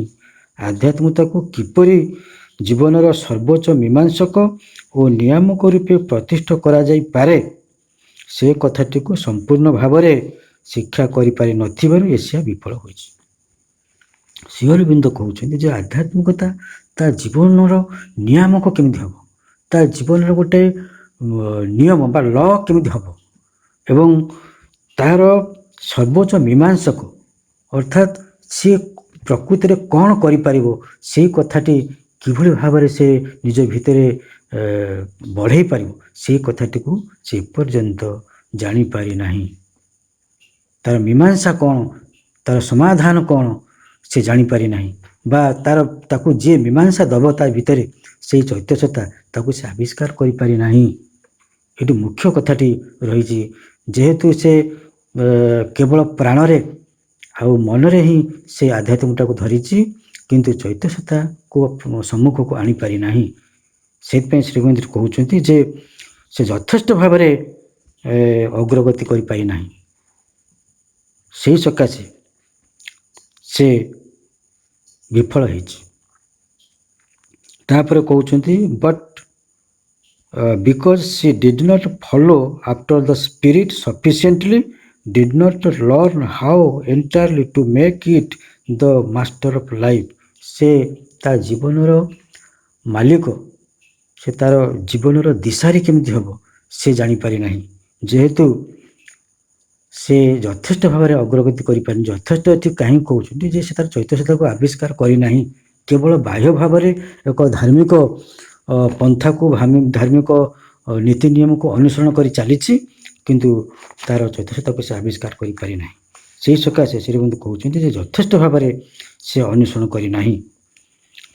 ତାପରେ କହୁଛନ୍ତି ହୁଏତ ଏସିଆର ଲୋକମାନେ ଗୋଟିଏ ପାଖରେ ସାଧାରଣ ଜୀବନ ଓ ଅନ୍ୟ ପାଖରେ ଆଧ୍ୟାତ୍ମିକତା ଏହି ଦୁଇ ଭାଗରେ ଜୀବନକୁ ବିଭାଜନ କରି ପକାଇଛନ୍ତି। ଶ୍ରୀଅରବିନ୍ଦ କହୁଛନ୍ତି ଯେ ଏସିଆର ଲୋକମାନେ ହୁଏତ ଭାବିଛନ୍ତି ଯେ ଏଇ ଜୀବନଟା ହେଉଛି ଦୁଇ ଭାଗ, ଗୋଟିଏ ହେଉଛି ସାଧାରଣ ଜୀବନ ଆଉ ଗୋଟିଏ ହେଉଛି ଆଧ୍ୟାତ୍ମିକ ଜୀବନ। ଶ୍ରୀଅରବିନ୍ଦ କହୁଛନ୍ତି ନା, ସାଧାରଣ ଜୀବନ ଆଉ ଆଧ୍ୟାତ୍ମିକ ଜୀବନ ଏ ଦୁଇଟି ମିଶିକରି ହିଁ ରହିବ, ଏ ଦୁଇଟି ଅଲଗା ନୁହେଁ। ଯେମିତି ତ୍ରେତୟା ଯୁଗରେ ରାଜା ଜନକ ସିଏ ଏକାଧାରେ ଜଣେ ସନ୍ନ୍ୟାସୀ ଥିଲେ ଆଉ ଏକାଧାରେ ଜଣେ ରାଜା ଥିଲେ। ତେଣୁ ତାଙ୍କୁ ରାଜର୍ଷି ବୋଲି କୁହାଯାଉଥିଲା। ସେ ଋଷି ଥିଲେ ଏବଂ ରାଜା ମଧ୍ୟ ଥିଲେ। ତେଣୁ ସେ ଧନ ସମ୍ପତ୍ତିକୁ ପରିତ୍ୟାଗ କରିନାହାନ୍ତି କିମ୍ବା ତାଙ୍କର ଆଧ୍ୟାତ୍ମିକତାକୁ ମଧ୍ୟ ପରିତ୍ୟାଗ କରିନାହାନ୍ତି। ଆଧ୍ୟାତ୍ମିକତା ଏବଂ ଧନ ସମ୍ପତ୍ତି ଏ ଦୁଇଟିକୁ ଏକା ସାଙ୍ଗରେ ସାଇମultaneously ସେ ନେଇକି ଚାଲିଛନ୍ତି। ତେଣୁ ଶ୍ରୀ ଅରବିନ୍ଦ ଏହି କଥାଟିକୁ ଅଧିକ ଗୁରୁତ୍ୱ ଦେଇଛନ୍ତି। ତାପରେ ସେ କହୁଛନ୍ତି କିମ୍ବା ଗୋଟିଏ ସାଲିସ କରି ପକାଇଛନ୍ତି ଯେଉଁଥିରେ କି ସମାଜରେ ଥିବା ଧାର୍ମିକ ବ୍ୟବସ୍ଥା ଗୁଡ଼ିକ ଶେଷ ସମାଧାନ ବୋଲି ଧରି ନେଇଛି। ସମାଜରେ ଯେଉଁ ଧାର୍ମିକ ବ୍ୟବସ୍ଥା ସବୁ ରହିଛି, ଯେତେ ଯେତେ ସବୁ ସମ୍ପ୍ରଦାୟ ସବୁ ରହିଛି, ଯେତେ ଯେତେ ଅନୁଷ୍ଠାନ ସବୁ ରହିଛି, ବୋଧହୁଏ ସେଇଟା ଶେଷ କଥା। ତେଣୁ ଆଉ କିଛି ଦ୍ୱିତୀୟ କଥା ନାହିଁ। ତେଣୁ ସେ ମଧ୍ୟ କହୁଛନ୍ତି ଏହା ମଧ୍ୟ ଭୁଲ। କେବଳ ଯେ ଧାର୍ମିକ କଥାଟି ହେଉ ଶେଷ କଥା, ଆଉ କିଛି ନାହିଁ, ଏଭଳି ଭାବିବା ଭୁଲ। କାରଣ ଧାର୍ମିକ କଥାଟିକୁ ଶ୍ରେଷ୍ଠ କରିଦେଇ ସାଂସାରିକ ଜୀବନଟିକୁ ଇଏ କରିଦେବା, କମ୍ କରିଦେବା, ସେ କଥାକୁ ଶ୍ରୀମନ୍ଦ ପସନ୍ଦ କରୁନାହାନ୍ତି। ସେ କହୁଛନ୍ତି ଦୁଇଟି ଯାକର ଅଗ୍ରଗତି ସମାନ ଭାବରେ ହେବ। ସାଂସାରିକ ଜୀବନ କମ୍ ଏବଂ ଆଧ୍ୟାତ୍ମିକ ଜୀବନ ବେଶୀ, କିମ୍ବା ସାଂସାରିକ ଜୀବନ ବେଶୀ ଓ ଆଧ୍ୟାତ୍ମିକ ଜୀବନ କମ୍, ଏକଥା ହେଇପାରିବ ନାହିଁ। ଏ ଦୁଇଟି ଯାକ ସମାନ ପରିମାଣରେ ଅଗ୍ରଗତି କରିବେ। ଯେମିତି ଶ୍ରୀଅରବିନ୍ଦଙ୍କ ଆଶ୍ରମରେ ସେହି ପୁରାତନ ପନ୍ଥା ଗୁଡ଼ିକୁ ସମ୍ପୂର୍ଣ୍ଣ ବାରଣ କରାଯାଇଛି। କର୍ମଯୋଗକୁ ମୂଳ ଭିତ୍ତି କରାଯାଇଛି। ଯେମିତି ପୁରାତନ ଯୁଗରେ ଦାଢ଼ି ରଖିବ, ଗେରୁଆ ବସ୍ତ୍ର ପିନ୍ଧିବ କି ଧଳା ବସ୍ତ୍ର ପିନ୍ଧିବ, ପୂଜା ଅର୍ଚ୍ଚନା କରିବ, ଯଜ୍ଞ କରିବ, ଏହିସବୁ କଥାକୁ ସମ୍ପୂର୍ଣ୍ଣ ରୂପେ ବାରଣ କରାଯାଇଛି। କାରଣ ଶ୍ରୀଅରବିନ୍ଦ ସେହି ଉଚ୍ଚତର ଯେଉଁ ଜଗତକୁ, ଅତିମାନସ ଜଗତକୁ ଯିବାକୁ ହେଲେ ଶ୍ରୀଅରବିନ୍ଦ କହୁଛନ୍ତି ଯେ ଏଇ ଦୁଇଟି ଜାଗକୁ ଆଧ୍ୟାତ୍ମିକତା ଏବଂ ଜଡ଼, ସ୍ପିରିଚୁଆଲିଜିମ୍ ଏବଂ ମ୍ୟାଟେରିଆଲିଜିମ୍, ଏ ଦୁଇଟିକୁ ଆଗକୁ ଯିବାକୁ ପଡ଼ିବ। କାହାକୁ ଛାଡ଼ିକି ନେଇକି ଯିବାକୁ ପଡ଼ିବ ନାହିଁ। କାହିଁକି ନା ଏ ଯୁଗ ହେଉଛି ପୂର୍ଣ୍ଣ ଯୁଗ। ଏଠି ମ୍ୟାଟରକୁ ଛାଡ଼ିବ ନାହିଁ କି ସ୍ପିରିଚୁଆଲକୁ ଛାଡ଼ିବ ନାହିଁ। ଏ ଦୁଇଟି ଯାକକୁ ଏକ ସାଙ୍ଗରେ ନେଇକି ଯିବାକୁ ପଡ଼ିବ। ତାହେଲେ ତାହା ହିଁ ହେବ ପୂର୍ଣ୍ଣ ଯୁଗ। ତେଣୁ ଶ୍ରୀଅରବିନ୍ଦଙ୍କ ଯୋଗରେ ଏହି ପୂର୍ଣ୍ଣ ଯୁଗକୁ ଆଗକୁ ନେବା ପାଇଁ ଯାହାର ମୁଖ୍ୟ ଅସ୍ତ୍ର ତାହା ହେଉଛି କର୍ମଯୋଗ। ତେଣୁ କର୍ମ କରିବାକୁ ହିଁ ପଡ଼ିବ। ତେଣୁ କର୍ମ ମଧ୍ୟରେ ଯେଉଁ ପୋଷାକ ଜଣେ ପିନ୍ଧିବ, ସେ ପୋଷାକ କିଭଳି ହେବା ଦରକାର? ଜଣେ ସାଧକ ଶ୍ରୀଅରବିନ୍ଦଙ୍କୁ ପଚାରିଥିଲେ। ଶ୍ରୀଅରବିନ୍ଦ କହିଥିଲେ ଯେ ପୁରାତନ ଯୁଗରେ ଧୋତି ଲୋକମାନେ ବ୍ୟବହାର କରି କର୍ମ କରୁଥିଲେ, କିନ୍ତୁ ଶୀଘ୍ର ଶୀଘ୍ର କାମ କରିବାକୁ ହେଲେ ଧୋତି ପାଦରେ ଛନ୍ଦି ହୋଇ ପଡ଼ିବ। ତେଣୁ ସବୁଠାରୁ ଆଦର୍ଶ ଏବଂ ସବୁଠାରୁ ସେଫ୍ ଯେଉଁ ପୋଷାକ ରହିଛି ତାହା ହେଉଛି ହାଫ୍ ପ୍ୟାଣ୍ଟ ଏବଂ ହାଫ୍ ସାର୍ଟ। ତେଣୁ ଆଶ୍ରମରେ ଏହି ପୋଷାକଟିକୁ ନିଶ୍ଚିତ ଭାବରେ ଗ୍ରହଣ କରାଯାଇଛି ଏକ ଆଦର୍ଶ ପୋଷାକ ଭାବରେ। ତାପରେ ଶ୍ରୀଅରବିନ୍ଦ କହୁଛନ୍ତି ଜୀବନର ଶେଷ ପର୍ଯ୍ୟନ୍ତ ଆଧ୍ୟାତ୍ମିକତାରେ ରହିବାକୁ ପଡ଼ିବ।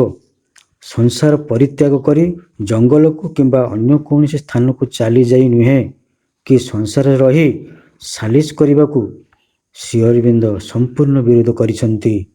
ସେ କହୁଛନ୍ତି ଯେ ଜୀବନର ଶେଷ ପର୍ଯ୍ୟନ୍ତ ଆଧ୍ୟାତ୍ମିକତାରେ ରହିବାକୁ ପଡ଼ିବ।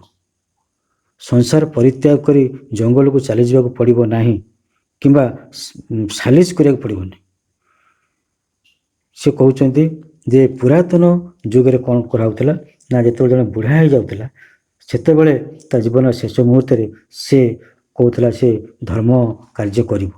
କିନ୍ତୁ ଶ୍ରୀଅରବିନ୍ଦ ସେ କଥାକୁ ସମ୍ପୂର୍ଣ୍ଣ ବିରୋଧ କରିଛନ୍ତି। ସେ କହୁଛନ୍ତି ଯେ ବାଲ୍ୟକାଳୁ ଯେଉଁ ଗୋଟିଏ କବିତା ଅଛି ମଧୁସୂଦନ ରାଓଙ୍କର, କବି ମଧୁସୂଦନ ରାଓଙ୍କର, ବାଲ୍ୟକାଳୁ ଧର୍ମ ଧନ ମୁଁ ସଞ୍ଚିବି, ଏ ଜୀବନ ଅନିଶ୍ଚିତ, କେ କହିପାରିବ ମୃତ୍ୟୁ ଆସି କେବେ ହୋଇଯିବ ଉପସ୍ଥିତ।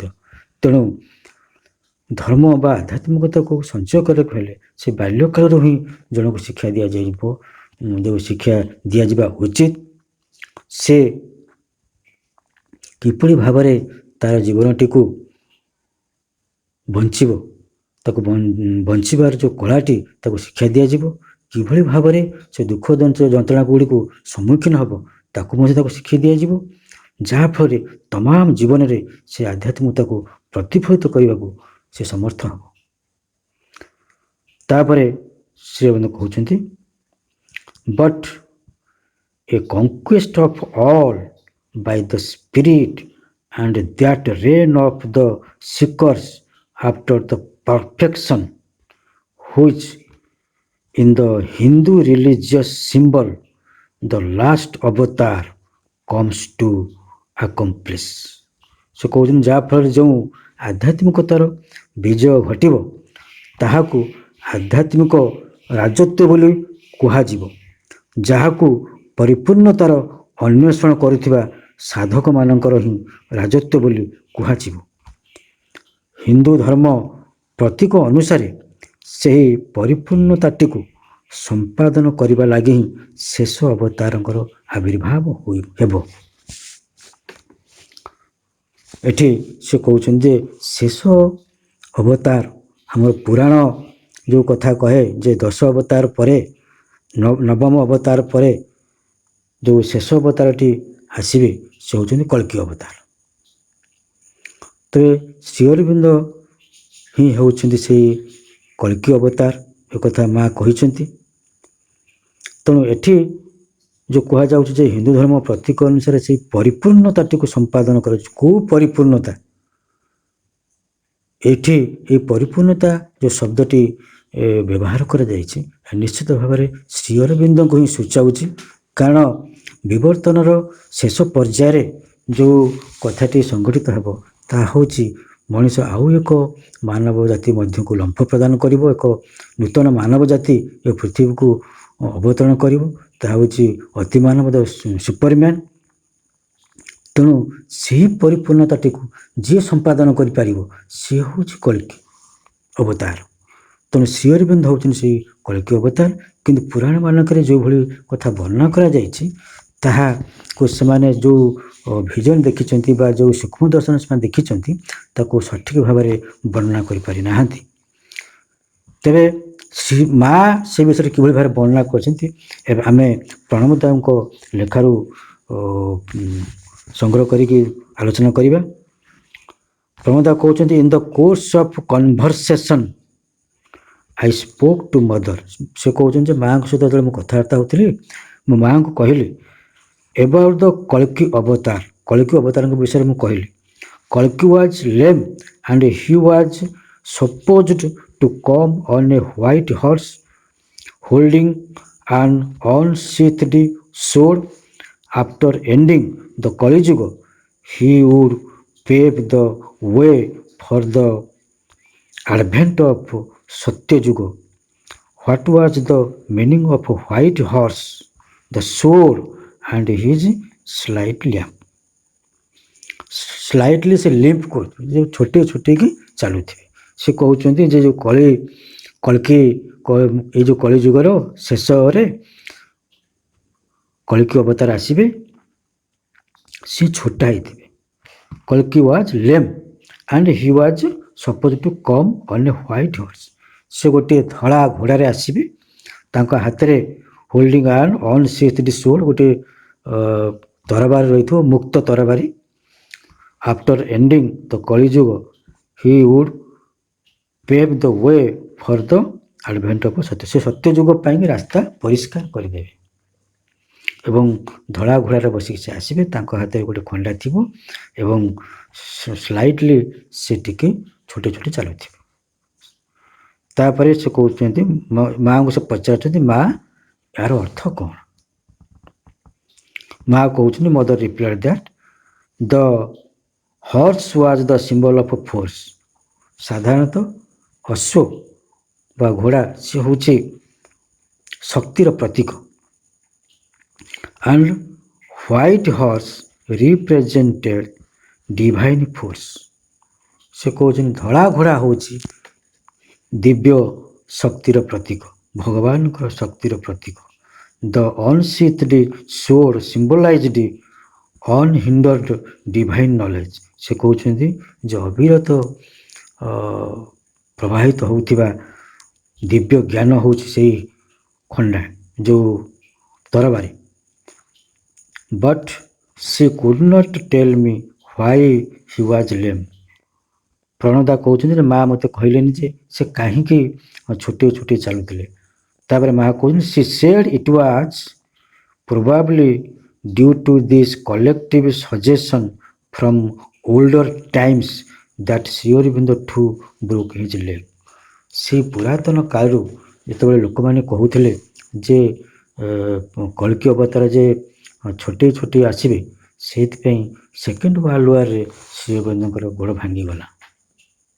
1938ରେ ଯେତେବେଳେ ହିଟଲର ସମଗ୍ର ପୃଥିବୀକୁ ନିଜ ଅକ୍ତିଆରକୁ ନେଇଯିବା ପାଇଁ ଚେଷ୍ଟା କରୁଥିଲା, ଯଦି ସେ ଇଂଲଣ୍ଡକୁ ନିଜ ଅଧିକାରକୁ ନେଇଯାଏ ତାହେଲେ ଅଟୋମେଟିକାଲି ଭାରତ ହିଟଲର ଅଧୀନକୁ ଚାଲିଯିବ।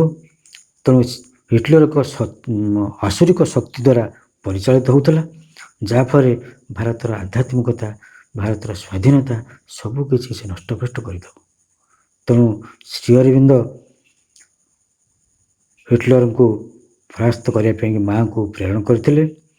ସବୁ ଏ ବିଷୟ ଆପଣମାନେ ସବୁ ଜାଣିଛନ୍ତି ଯେ ମା କିଭଳି ଭାବରେ ସେଇ ହିଟଲର ଆସୁରିକ ଶକ୍ତିକୁ ପରାସ୍ତ କଲେ ଏବଂ ଚତୁରତାର ସହିତ ତାକୁ କନଭର୍ଟେଡ଼ କରିଦେଲେ ଯେ ସେ ଇଂଲଣ୍ଡକୁ ଆକ୍ରମଣ ନ କରି ରୁଷିଆକୁ ହିଁ ଆକ୍ରମଣ କଲା, ଯାହାଫଳରେ ପରାସ୍ତ ହେବାକୁ ବାଧ୍ୟ ହେଲା ସେ, ଏବଂ ସେ ନିଜକୁ ଶେଷରେ ଗୁଳି କରି ହତ୍ୟା କରିଥିଲା। ତେବେ ତାପରେ ଶ୍ରୀଅରବିନ୍ଦ କହୁଛନ୍ତି ଯେ ଆଧ୍ୟାତ୍ମିକ ରୂପାନ୍ତରର ଏହି ସତ୍ୟଟି ସ୍ମରଣ ରଖିବା ବଡ଼ ମହତ୍ତ୍ୱପୂର୍ଣ୍ଣ କଥା, କାରଣ ଏହି ପଥରୁ ବିଚ୍ୟୁତ ହେବା ଅର୍ଥ ହେଉଛି ପ୍ରମାଦ ମଧ୍ୟକୁ ଖସି ପଡ଼ିବା। ଏହି ଆଧ୍ୟାତ୍ମିକ ରୂପାନ୍ତର ପଥରେ ଅଗ୍ରସର ହେଉ ହେଉ ଆମେ ଅନେକ ଭୁଲ ସବୁ କରିବସୁ। ସେହି ସବୁ ଭୁଲକୁ ଆମେ ଏତେ ଭାବରେ କରୁ ଯେ ଆମେ ତାକୁ ଠିକ୍ ବୋଲି ଭାବୁଥାଉ, କିନ୍ତୁ ପରବର୍ତ୍ତୀ ସମୟରେ ଆମେ ଜାଣିପାରୁ ଯେ ସେଇଠି ଆମର ଭୁଲ ହେଇଯାଇଛି ଏବଂ ସେଇ ଭୁଲ ଗୁଡ଼ିକରୁ ଆମେ ଅନେକ କଥା ଶିକ୍ଷା ଲାଭ କରୁ। ସେଇ ଶିକ୍ଷାର ଯେଉଁ ଅଭିଜ୍ଞତାଟି ଆମ ପାଖକୁ ଆସେ, ସେ ଅଭିଜ୍ଞତାକୁ ନେଇ ଜଣେ ଆଗକୁ ଚାଲେ। ଆଗରୁ ଆମେ କଥା ଆଲୋଚନା କରିଛୁ ଯେ ଶ୍ରୀଅରବିନ୍ଦ କହିଥିଲେ ଜଣେ ଯେତେବେଳେ ଭୁଲ କରେ ସେ ଜାଣି ଶୁଣିକି ବି ଭୁଲ କରୁ, ସେ ଭୁଲ କରିବା ଫଳରେ ତା ଭିତରେ ଅନେକ ଅଭିଜ୍ଞତା ସେ ହାସଲ କରେ। ସେ ଅଭିଜ୍ଞତାକୁ ନେଇକି ସେ ଆଗକୁ ଚାଲେ। ଯଦି ମଣିଷ ନିକଟରେ ଭୁଲ ନାହିଁ ତାହେଲେ ତାର ଅଭିଜ୍ଞତା ନାହିଁ। ତାପରେ ଶ୍ରୀଅରବିନ୍ଦ କହୁଛନ୍ତି ମଣିଷ ତିନୋଟି ଉପାଦାନ ଦ୍ୱାରା ନିଜକୁ ପରିଚାଳିତ କରୁଛି। ଗୋଟିଏ ହେଉଛି ବୁଦ୍ଧି, ଗୋଟିଏ ହେଉଛି ନୈତିକତା, ଆଉ ଗୋଟିଏ ହେଉଛି ସୌନ୍ଦର୍ଯ୍ୟବୋଧ। ଗୋଟା ହେଉଛି ଇଣ୍ଟେଲେକ୍ଚୁଆଲ, ଏଥିକାଲ ଆଣ୍ଡ ଏସ୍ଥେଟିକ୍। ଏହି ତିନୋଟି କଥାକୁ ମଣିଷ ତାର ମନ, ପ୍ରାଣ, ଶରୀର ଉପରେ ଲଦି ଦେଇଛି। ତାକୁ ବାଧ୍ୟ କରୁଛି ଏହି ତିନୋଟିର କଥା ମାନିବା ପାଇଁ। ପୁଣି ଆଉ ଗୋଟିଏ କଥା କହୁଛନ୍ତି, ଯେମିତି ଏହି ତିନୋଟି ଉପାଦାନର କଥା ମନ, ପ୍ରାଣ, ଶରୀରକୁ ମାନିବାକୁ ବାଧ୍ୟ କରୁଛି, ସେମିତି ଆଧ୍ୟାତ୍ମିକ କଥା ଗୁଡ଼ିକୁ ମଧ୍ୟ ମାନିବାକୁ ବାଧ୍ୟ କରୁଛି। ସେଥିପାଇଁ ମଣିଷ ତାର ଶରୀରକୁ ଯୋଗ, ପ୍ରାଣାୟାମ, ଶାରୀରିକ ବ୍ୟାୟାମ ଆଦି କରି ଗୋଟିଏ ଖାଦ୍ୟରେ ନିୟନ୍ତ୍ରଣ ଆଣି ତାକୁ ପ୍ରସ୍ତୁତ କରୁଛି। ମନ ଓ ପ୍ରାଣକୁ ମଧ୍ୟ ସେଥିପାଇଁ ପ୍ରସ୍ତୁତ କରିବା ଉଦ୍ଦେଶ୍ୟରେ ଦୁର୍ବଳ କରି ରଖୁଛି। ନିମ୍ନ ପ୍ରକୃତିକୁ ମଣିଷ ପରିବର୍ତ୍ତନ ନ କରି ପଡ଼ିଆରେ ଯେମିତି ଚରିବାକୁ ଗୋରୁଙ୍କୁ ଛାଡ଼ି ଦିଅନ୍ତି ସେମିତି ଛାଡ଼ି ଦେଇଛି।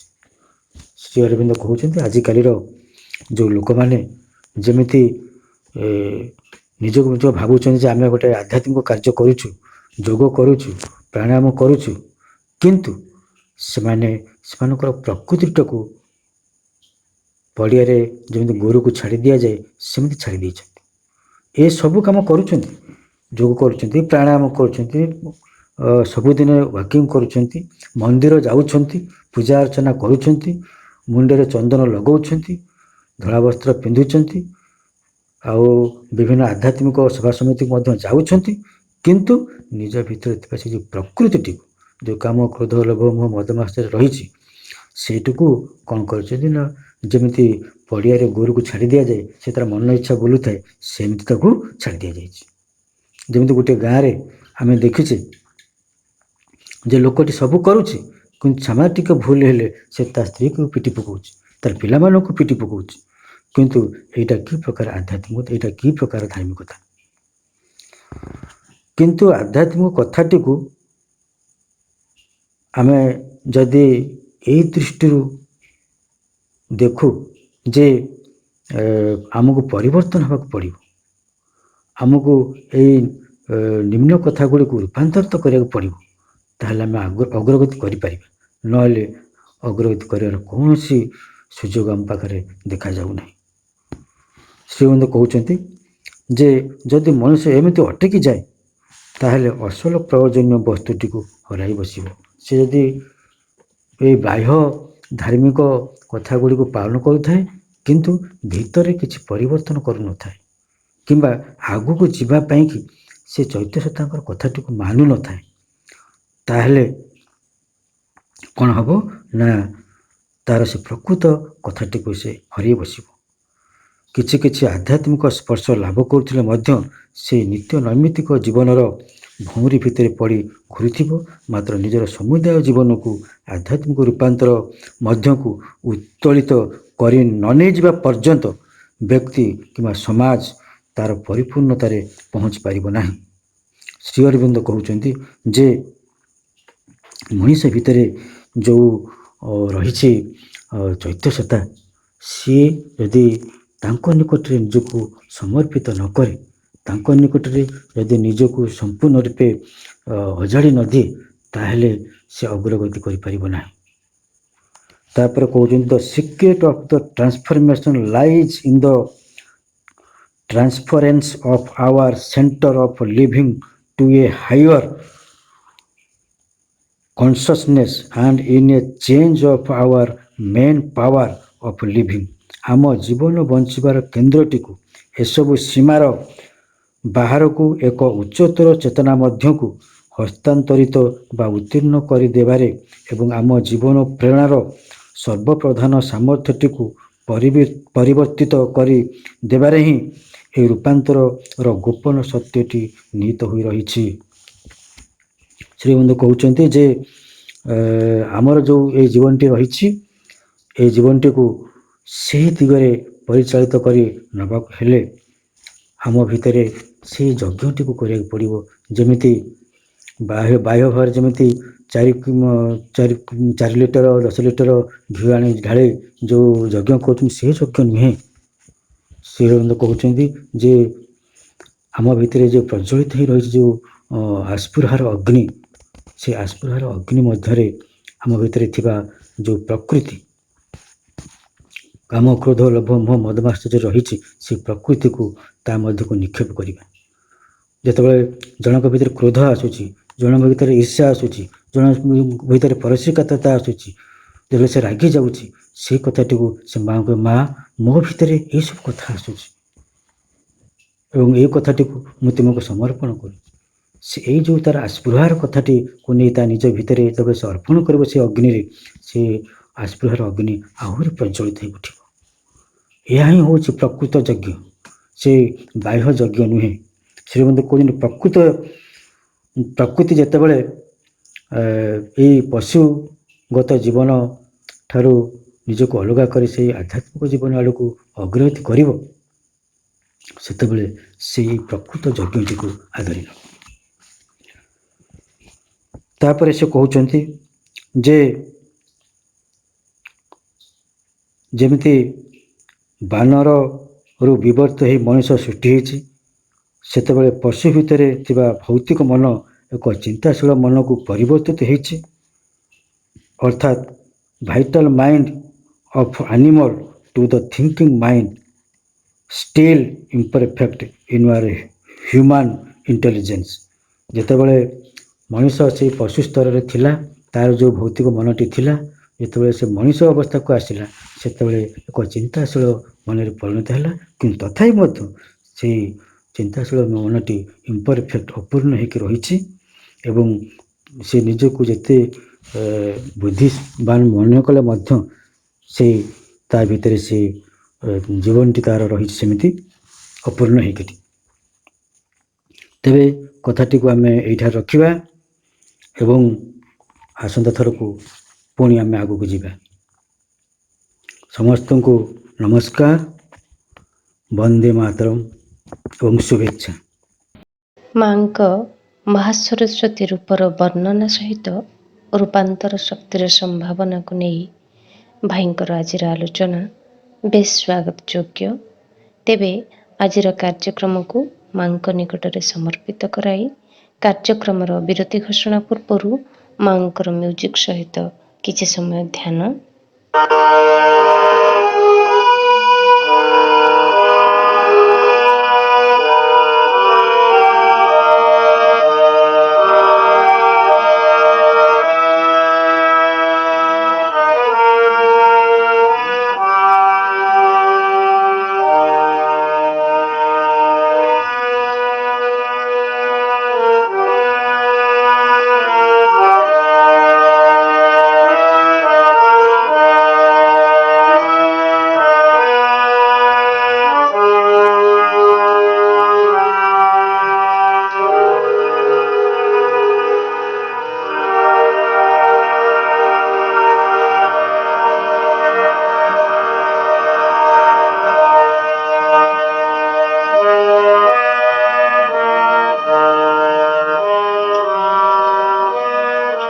ଆଜିର କାର୍ଯ୍ୟକ୍ରମରେ ଉପସ୍ଥିତ ସମସ୍ତ ଅପା ଭାଇଙ୍କୁ ପୁଣି ଥରେ ପ୍ରଣାମ।